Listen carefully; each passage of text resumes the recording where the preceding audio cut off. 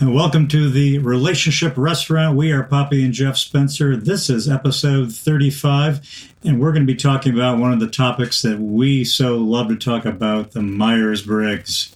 And we use the Myers Briggs, and our special guest with us today is so inspirational. We've had a few minutes to chat with her ahead of time, but certainly with her team members. We use the Myers Briggs personality assessment, the instrument, all the time in our counseling business. In our coaching business, we use that to help people understand not only their type and their preferences, but also the preferences of their significant other or the people with whom they work, family members. So we're so excited today to have Rachel Cubas-Wilkinson with us from CPP, the Myers Briggs Company. Welcome, Rachel.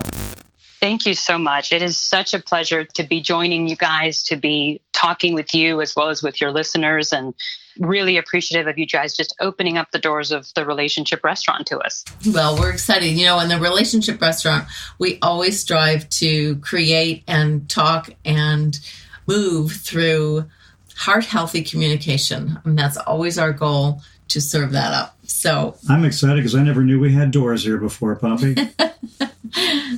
So Rachel, tell us, you're a senior consultant at CPP, and tell us a little bit about your role and how you embrace CPP and Myers Briggs. Sure, I'd love to. So I'm actually fairly new to CPP. I started with them in October of 2017, so I'm not even up on a year yet, but I'm not new to the Myers Briggs. The Myers Briggs, it's actually very funny story in the sense that this idea of linking the MBTI with relationships is so central to me, because I was first introduced to the MBTI when I was about 17 years old, and I was starting college at that point, and I was given the MBTI at that moment, and I thought, this is the coolest thing. And I was reading some of the statements, and I remember being profoundly taken aback by just the gravity of some of the statements, how accurate they were about me. And from that moment on, I fell in love with the MBTI. And what would happen is we would have family gatherings and Thanksgivings and Christmases. And invariably, my sister and I, also boyfriends and dates that we would bring over. And the number one thing we did was start off with the MBTI. And so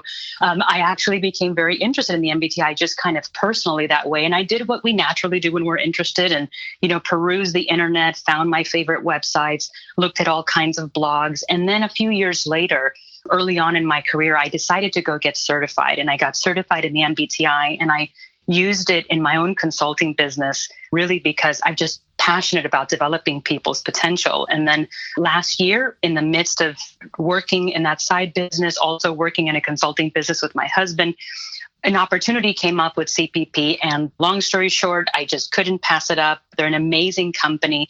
I mean, their vision is to help people embrace the power of personality, to better themselves, to better their lives, to better themselves personally and professionally. And I just thought, who can't get behind that? So I couldn't resist. I applied, and thankfully the doors were open, and here I am. So new to CPP, but not new to the MBTI. Yeah, well, I feel the same way. I know I first discovered the Myers Briggs 20 years ago or more, and I certainly used it in my college classroom when I taught liberal arts in Ringling College of Art and Design. In my psychology classroom, we had all the students take it. So I became certified, also administered the instrument to all of my students. And one of the things that we'll get into later is that some of those, because they're college students and they do like to question things, and they are millennials and they are curious, they would always question the validity of the Myers Briggs and say, well, this is not all who I am. I am not a finite being. And I said, no, of course, the Myers Briggs are merely preferences that we have. So it was really hard to, I find that, and I want, hopefully you'll talk about that. It was hard to get people to just embrace the idea of it, as well as not let them say this is stuck in stone. I'd ask you too, if you could, because we're making assumptions the whole world knows what Myers Briggs and the MBTI is. If you could give us maybe just a quick background on what the entire assessment is for a non-educated listener on this topic. Yes, absolutely. And so I think, first, Poppy, your question, I think, is spot on, because there's a part of us that wants to resist being categorized. And so the MBTI is really the most widely used psychometric assessment, personality assessment in the world. But because of that, it's also the most widely misused or misunderstood assessment, because we've had to really just kind of proliferate its use at scale. And so we rely on professors, we rely on certified practitioners, folks who are just interested in it, occupational psychologists, et cetera, to really use the tool and to embrace it. And while that's certainly capturing the vision of the original creation of the instrument, which was to use it in a prolific kind of way, it also has that side of needing to kind of walk folks through what it is and what it isn't. And so I think the challenge for folks is, if you think about this as just being 16 rigid boxes and you have to fit in one of those and you can't fit in anything else, it's kind of to the exclusion of the others, then I think you'll miss the richness of what the MBTI is. And just like you mentioned it, Poppy, it really is walking folks through an understanding that these are preferences, they're innate predispositions, but there's so much that culture, our parents, our environment influence on us that we need to understand how all of those factors play into it as well. And we also need to understand that, the original inspiration for the MBTI, which was Carl Jung, a Swiss psychologist, it was never his intention to box people in. So it was never his intention to say, you are an extrovert or you are an introvert. In fact, when you go back to his original writings, he says there's no such thing as an extrovert or there's no such thing as an introvert. In fact, these are sort of poles that you can think about, spectrums where we all use all of these preferences all the time and all throughout the day. But just like we have a preference for picking up a pen with, our right hand to sign our name at the bank, we have a preference, we have a preferred hand, but it's not to the exclusion of the others. So I think when folks really begin to grasp the original grounding theory behind the tool, that's when I think I see some of the resistance kind of begin to dissipate and go down a little bit. And then I really see aha moments when folks genuinely invest themselves in taking it and answering it in the best way that they possibly can, and they actually start to read descriptions of themselves. That's when I think the light bulb comes on, the aha moments happen. So I'm going to go out on a limb here because, Rachel, you and I, we haven't met. The three of us haven't met. So are you willing to share your preferences? And if so, can I just take a little quick guess? Yeah, absolutely. So are you saying you want to try to guess? Yes. I would guess that. This is kind of like, but Poppy's like, name that tune, the old game. She goes, I can guess your Myers Briggs in 25 words or less. So I'm going to say preference for ENFJ or ENTJ. I'm not really sure how close you are on that spectrum. That is funny. So let's do this. Can you give me a little bit of why? How did you process all of that? Okay. So one, you're very articulate. You were spot on when we started recording our podcast. So you were on time. We didn't have any wiggle room. You were very, very organized. So I know that you can, when you make decisions, is very comfortable for you. You're timely, you're responsible.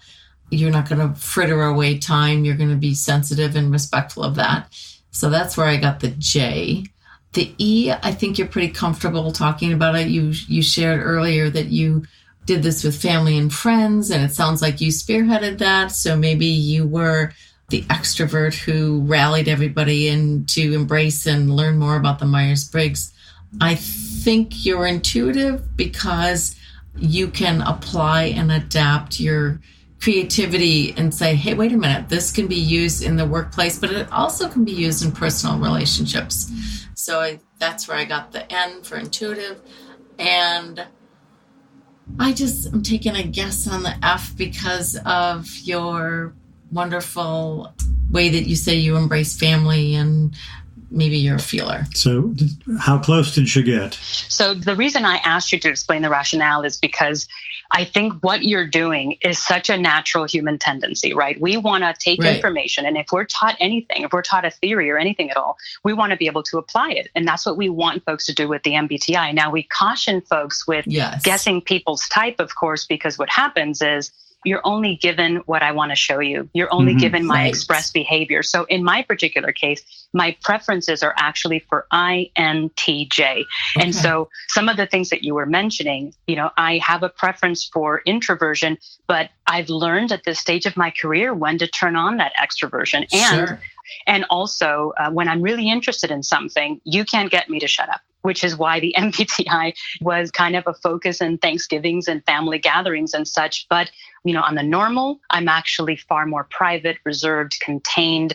I don't require a lot of interactivity and socialization. And that was one of the areas where culturally growing up was very difficult for me, because I grew up in a Latin American family with my mother having a preference for extroversion and my older sister having a preference for extroversion, and really being taught that's the way you have to be. Whenever we had people over, whenever we had people walk through the door, we had to be, at the door. We had to greet them. We had to be very, we had to connect with folks, recognize them. You greeted people when they walked into the room. Didn't matter if you saw somebody 10 times a day, you had to get up and greet, elders especially. So there was so much cultural influence there. And funnily enough, when I first took the MBTI around 17, and then I took it again later in college around 21, 22, I assessed myself as an ENTJ. And it wasn't until about 10 years into my career that I really came to understand the theory enough, which really points to, my gosh, personality type is a journey of discovery.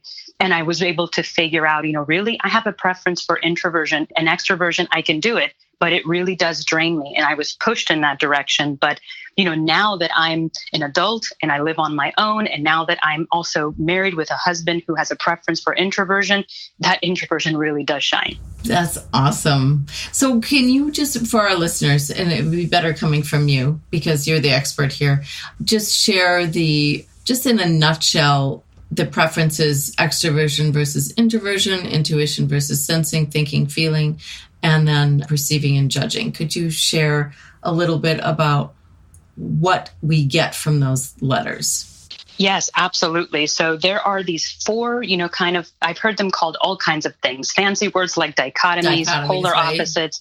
Yeah, you can just kind of see them as they are really psychological opposites. They're not logical opposites, they're psychological opposites. So for example, on this first scale of how we like to use, direct, and regain our energy, that's preference for extroversion and introversion. There's so much up there about, are we ambiverts? And again, that points to the comment that we talked about earlier from Carl Jung's first work, where the truth is all three of us extrovert all throughout the day, and all three of us use introversion all throughout the day. Yep. But the question is connecting with your natural disposition for what's your go-to. Which one is your most natural? Which one really makes you sort of refresh and recharge and come alive? And you can see tremendous differences with folks who have a preference for extroversion tend to want to direct their energy outward. They tend to want to focus on people and activities, and they tend to crave more interactivity in general, both in the workplace as well as when they get home with family or on the weekends. In contrast, folks with a preference for introversion tend to want to direct their energy inside to the world of thoughts and kind of mulling things over and spending more time in reflection. So things like, reflective activities come much more naturally to folks with a preference for introversion, whereas jumping into a team meeting and having to brainstorm aloud and whiteboard ideas, that comes much more easily to somebody with a preference for extroversion. But we all have to do both. That's kind of the first one. Then, okay, wait 1 second. I just wanted to share with you. I know that when we do speaking engagements, for instance, we had a time that we were on stage for like 3 hours, and both of us have a preference for extroversion, but it's not a very clear preference. I think it's somewhere in the middle of that spectrum that you spoke about. Okay. And I know that afterwards, we're both like, as we're driving home from the event, we're both like, I don't want to talk. We just want to be quiet in the car. I don't want music on. I don't want the radio on. We don't want anything on disturbing, because we need that balance to recharge in that way too. Yeah, as much as we love to perform, and I've done a lot of singing and performing in my life, and I love to do it.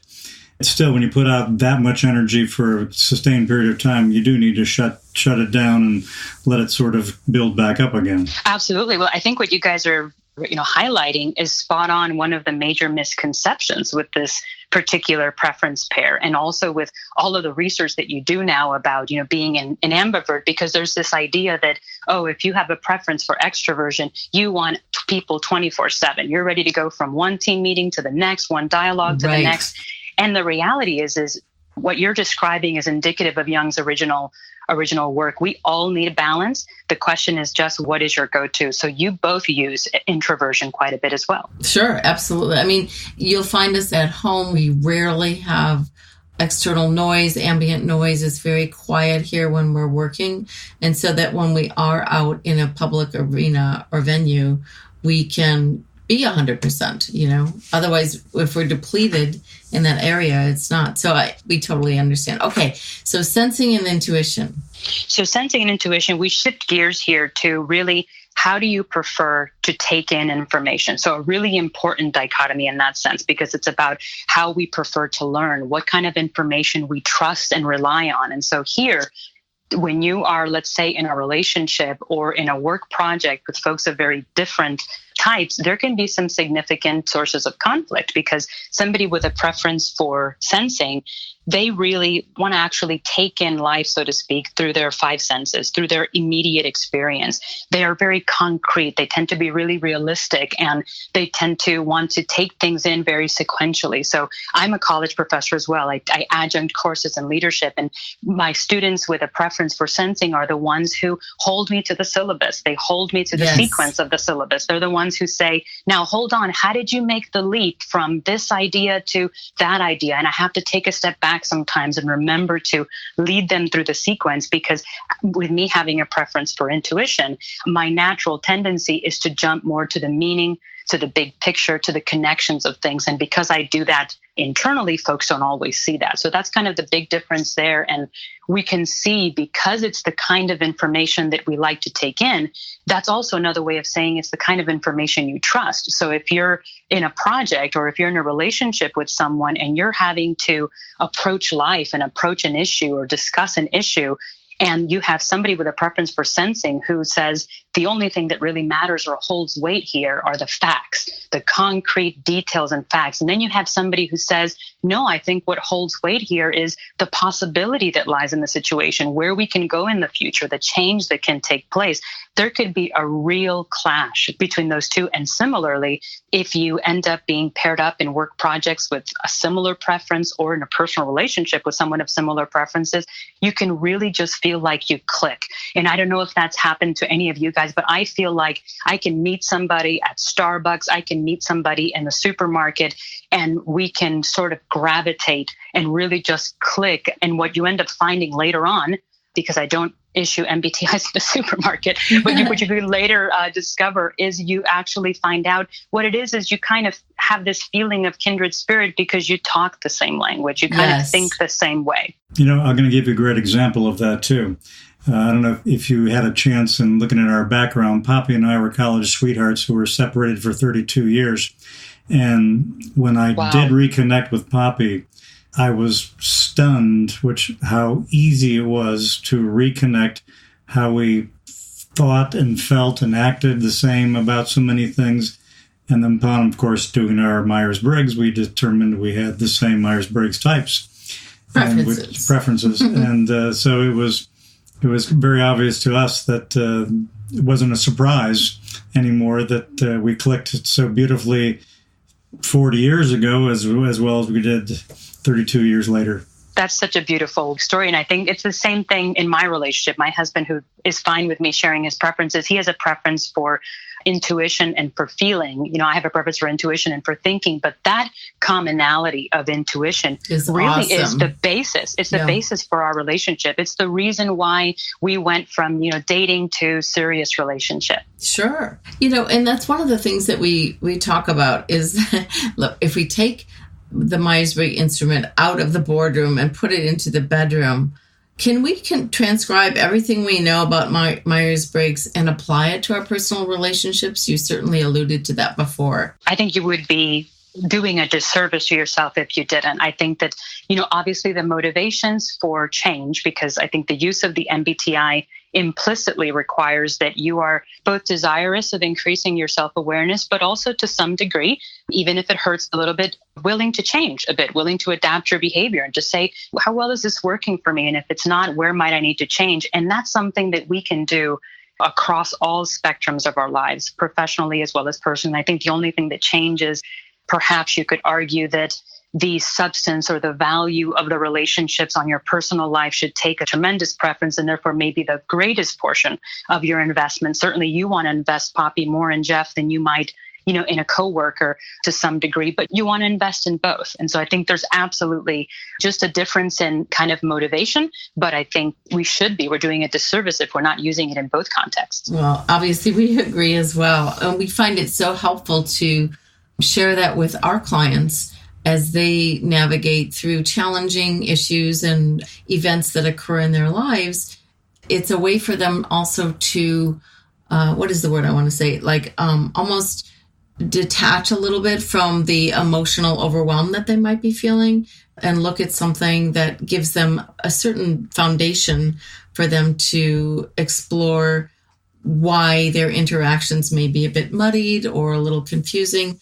And when they have the Myers-Briggs to overlay that, they can get a better, okay, wait a minute, maybe the way I approached that, or maybe I was forcing a decision that wasn't ready to come yet. Oh, absolutely. And I was going to say, I've worked with so many leaders. One of the kind of niche markets that I work with the most would be folks who are transitioning into leadership roles, either for the very first time or increasing levels of responsibility. And I think one of the challenges for leaders is that you not only have to build up your own skill set and your own technical expertise, but you have to be very mindful of how you come across to others. And yes. So one of the things that I'm very careful with leaders is to say, you have to be careful. If you're leading a team of 10 people, for example, and you gravitate towards the people that you naturally click with because of personality similarities, you have to be mindful of how that's going to come across to your other direct reports. You have to be mindful of the fact that it may be interpreted not as this person is just getting their needs met or, resonates with somebody, but it may be completely misinterpreted as they're playing favorites. Yes, absolutely. This reminds me when I was working as a registered art therapist, I worked a lot with teens that were challenged with life issues.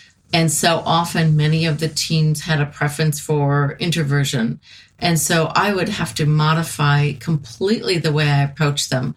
I would lower my voice. I would back away. I would take time to speak. I wouldn't speak too quickly.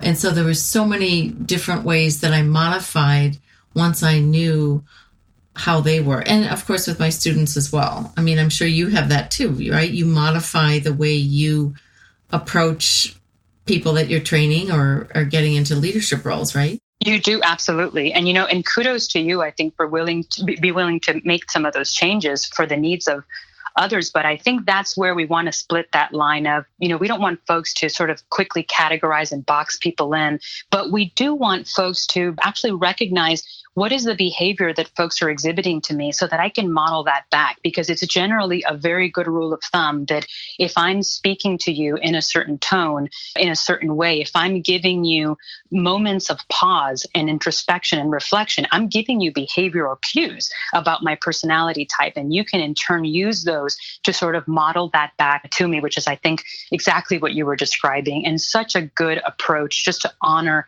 and appreciate differences. That's awesome. Yes. One of the things that Poppy and I have also done in both working with our own family in many cases is to not drive yourself crazy. If you know someone has a strong tendency for, say, being a perceiver, and really needing a lot of time to make decisions and thinking things over, a T and a P, we also will change the way we work with family members. Like, for example, my son, who has these tendencies, it takes him a long time to make decisions on things. So if we're scheduling an event, a family gathering, some sort of a thing, we always make sure we give him the time to think about it, to make the decision.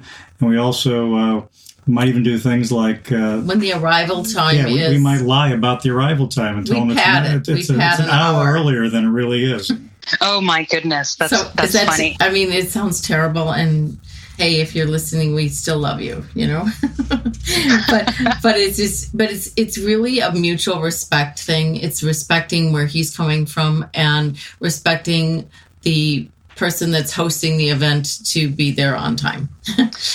Well, I think another way of just kind of describing what you guys just said is you're really honoring his process. Yes, you guys you've come to understand how he works, how he prefers to orient himself to time and to other things. And I think you're trying to honor that process. And thankfully, we can shift and learn and change, and we can be influenced by others to change some of those behaviors. But boy, it feels good when somebody understands us and honors our process. Right. And it just helps you from driving yourself crazy, too. Instead of, getting nuts and going, make a flipping decision here, will you? Instead of doing that, you can say, hey, I know this person needs some time. Oh, absolutely. And what's so awesome about that is that there are times that we have made too rash of a decision, and we will appeal to our son to say, hey, we need to take your process and think things over a little bit more thoroughly so we have all of the factors involved before we make that decision. So it really does behoove all of us to look at all of the preferences. Yeah, Poppy and I both having the tendency to Jay, sometimes we'll both dive into something and go, this is great. And we quickly, after we made this great leap of faith, going, we should have thought more about that one. Or done a little bit more research or something, That is funny. And I don't know if you guys experience this, but I feel like this is, even more critical, or it becomes more real in your life when the stakes are higher. And kind of what I mean by that is, if I rewind a little bit to before my husband and I got married, I could tell you the differences between judging and perceiving. I could tell you the differences in a workplace context, and I could work really well as someone with a preference for judging. I could still work really well with somebody with a preference for perceiving, because we kind of would have meetings, we would level set, we would say, here's what I need from you, here's what, this person needs from me. And I would just kind of trust them to do their thing and to meet their obligations.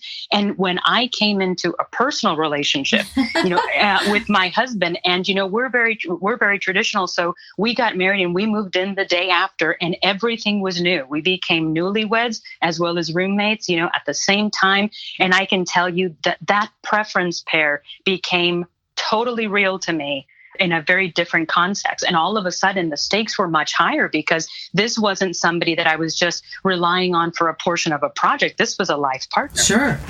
And he has a preference for FP, you said? INFP? That's right. Okay. That's right.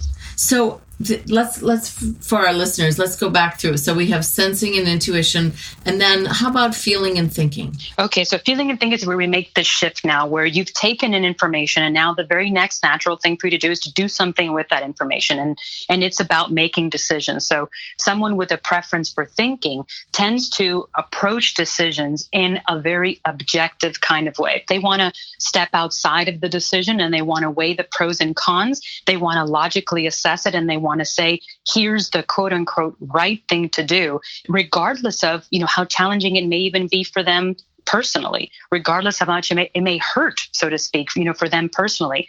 And in that process, what is weighed the strongest is objective criteria, the logical criteria, the cause and effect reasoning, the pros and cons. In contrast, someone with a preference for feeling tends to make decisions on a totally different criteria set, one that is actually subjective. And that subjective can actually have two sort of inclinations. One, if you have a preference for extroverted feeling, which is something that I'd love to get into in the future, but each one of these process pairs, each one of these preferences is communicated to the outside world in a different attitude. So even though the three of us share a preference for intuition, we don't all display it to the world. My intuition is actually introverted. Sure.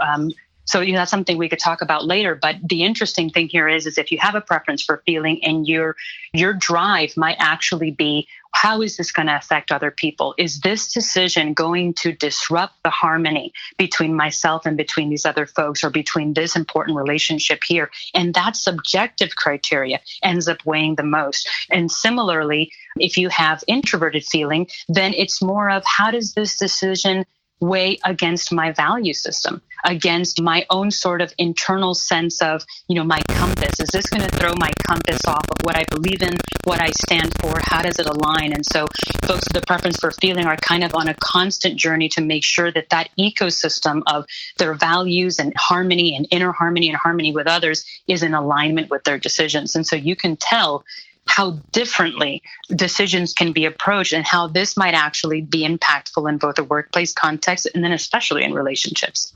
That is awesome. Okay, I do want to touch on something later from what you just said, but let's go on to judging and perceiving? So judging and perceiving, this is a really interesting one. It's how you orient yourself, how you prefer to approach life. And we've been highlighting it a little bit. So the preference for judging is these tend to be folks who are take more of an organized approach, more of a planful approach to life. They're usually, the funny jokes are, they're usually the folks who make the to-do list and will even add to their to-do list things that they already did for the sheer joy of being able to check it off the list and to feel, Sure. Feel that sense of, your plan was carried out. And that's partly because there's a big drive for folks with a preference for judging for closure and seeing the realization of their plans. In contrast, folks with a preference for perceiving, they tend to take a more flexible and adaptable approach to life. So in their case, they might actually feel boxed in by too many plans and certainly by any kind of rigidity of a plan. So you might find somebody with a preference for perceiving who absolutely has learned how to plan and does those kinds of things, but they're not quite as locked in by those plans. To them, a plan is actually more of sort of a list of options, whereas somebody with a preference for judging, a plan is a way to get to an objective, a very determined and set way to get to an objective. Right. And so people that have a preference for perceiving, like the process and the thinking and the reflecting more than the actual implementation of a judger, of someone who has a preference for judging. You might see that. And that's because they're energized by moments where they have to show their adaptability, their flexibility. I tell my husband all the time, you are so good under pressure. You're pressure prompted, and that's where he shines. Whereas in my case, I try to avoid pressure as much as possible by pre-planning, organizing myself, being more than equipped for whatever the situation might call for. And he just approaches it so differently, and it can really bring balance to our relationship. Absolutely. That's wonderful. Okay, so let's talk about setting the stage for personal and social confidence. What do you mean by that? That's one of the things that you mentioned before, that we have to know ourselves. Absolutely. So, if we kind of function under the premise, if I just take a step back for a second, I know that the folks on this call, you're joining a podcast in the Relationship Restaurant because there's a couple of things that you believe in. I'm taking a leap here, but I think you probably believe the fact that relationships matter. Relationships are worth investing into, and that you also have a part to play, not the whole part, but a big part to play in the quality of the relationships and in that heart-healthy communication. And so when you have that kind of premise, I think the very next natural question is, I have the why. I just don't know specifically what to do with that why. And so what personal and social competence is it's actually a model that was introduced by Daniel Goleman in his pivotal book on working with emotional intelligence, which has really just taken off in so many workplace applications, personal applications. And what he determined was, if you really want to get to better relationships, there are 4 skills that you have to get really good at, and you can consider them as building blocks. So building block number 1 is self-awareness. You have to understand yourself, and that falls within the category of personal competence. The second thing that falls under that category of personal competence is self-management. So if I can understand myself, my motivations, my reactions, my behaviors, certain situations that evoke things from me, the very next thing that I can do is I can cognitively address those. I can attitudinally address those or make behavioral changes. That's the self-management part. Then he said, let's add the third building block. The third and the fourth are part of the social competence category. This is now you directing that understanding towards others. And so skill set number 3 is understanding other people. So it's important to understand yourself, but it's important to understand others. And then he said, beyond that, the fourth and most important competency, but requires the first 3, is to then be able to flex and be able to manage your interactions with other people. And I think the power of that model is the fact that it recognizes that every interaction that we have, every conversation, you are actively participating in a way that is either building relationship, or it is limiting relationship, or it is tearing down relationship.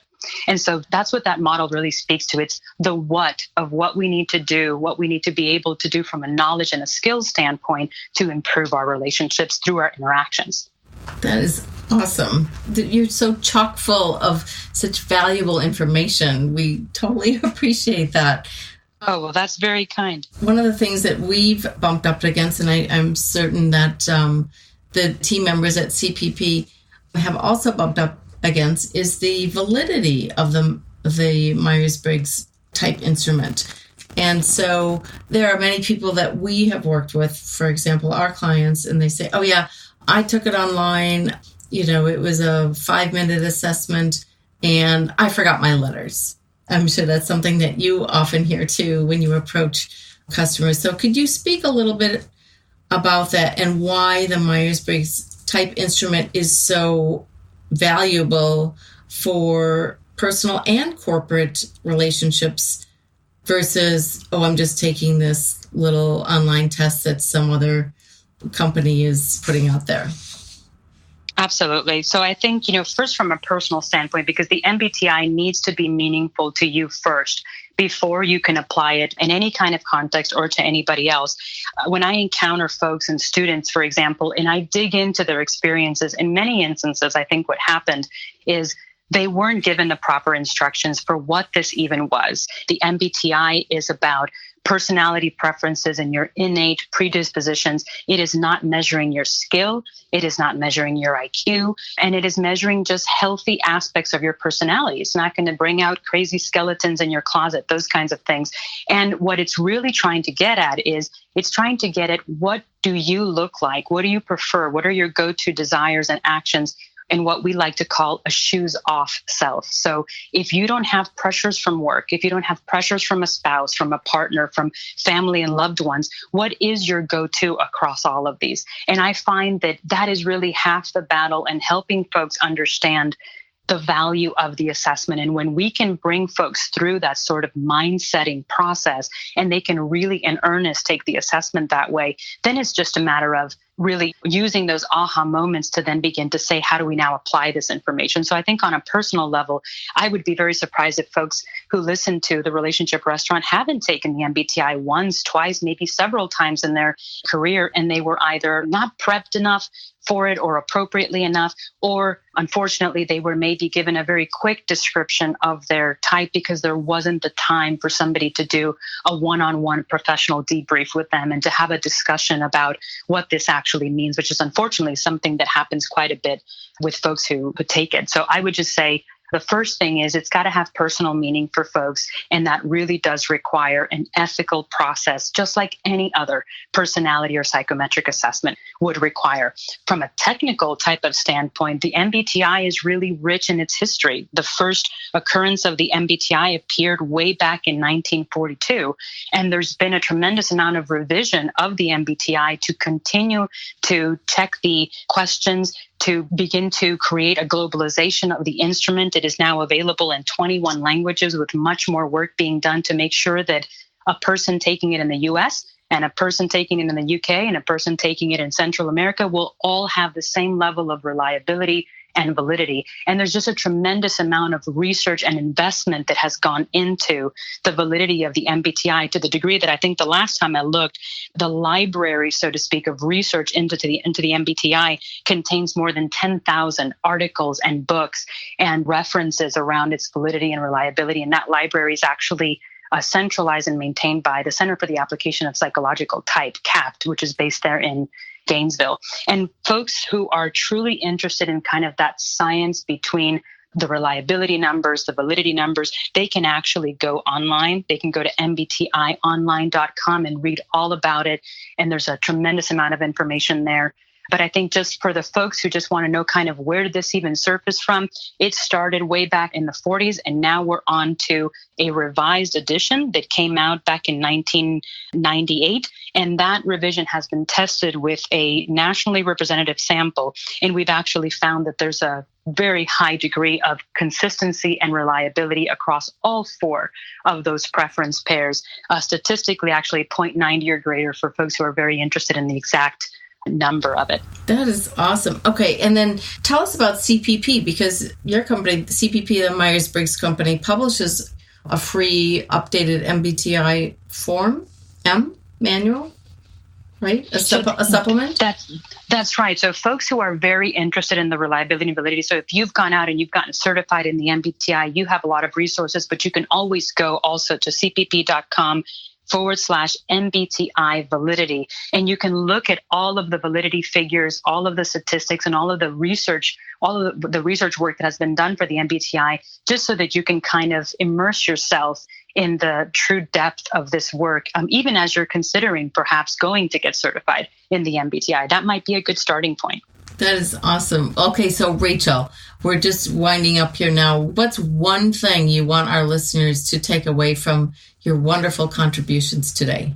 The one thing I'd want them to take away is the fact that in order to transcribe what we know about the MBTI, which is really kind of the how behind that model that I shared earlier. The model talks about self-awareness and other awareness and then managing yourself and others, but it doesn't tell us how to do that. And the MBTI is the how. The MBTI is a way that is reliable, that is valid, that is used. 1.5 million assessments are administered each year. Of it is used with most Fortune 500 companies. And it is a very good way for us to apply those skills to understanding ourselves and to understanding others. But most importantly, what we want to be able to do with the MBTI is we want to be able to go beyond, oh, this is cool, I can't believe what it knows about me. And we want to apply it to better relationships by every interaction we take, one interaction at a time, understanding the person we're interacting with, flexing to their needs, because we're the ones who understand personality type, we're aware of personality type,